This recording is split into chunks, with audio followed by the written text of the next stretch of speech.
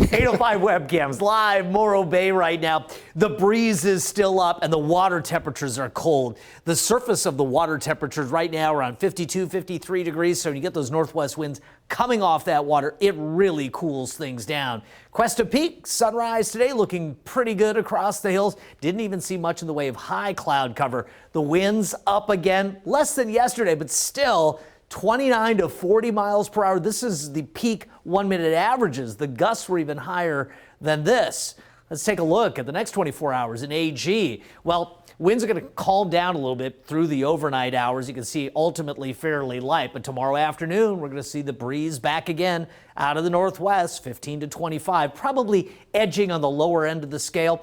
Tascadero, the interior valleys, it was a very windy start to the day, holding through the afternoon. Tomorrow it looks more like the afternoon winds will be up, but the morning winds perhaps not as strong. In Cambria, yes, breezy to downright windy into the evening, and then tomorrow not quite as much wind. In Cayucas, we've got wind out there right now, and again, abating overnight, but picking back up over the course of tomorrow afternoon.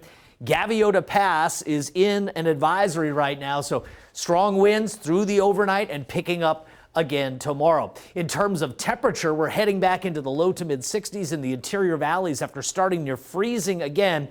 No frost advisories or anything like that, but if you are tending to any sensitive plants, we know that some of the plants have been kind of fooled by early warm weather. I don't think it's going to be freezing long enough to do big damage, though. We're talking about 60s in the coastal valleys, the west-facing beaches, mid-50s to about 60, and south coast temperatures near 70 degrees, which for many folks will be a bit of an upgrade from today's numbers. Look at these numbers right now. Mid to upper 50s, low 60s, exception Santa Barbara closer to 70, a little bit warmer, but not a lot over yesterday. And the winds are 15 to 30 miles per hour. We do have the advisory through 9 a.m., passes, canyons, and high country, excluding the city of Santa Barbara. Radar is clear for us locally. Now, what's interesting, we do have some showers in the Pacific Northwest. Northern California going to get in some action, I think, on Thursday for us.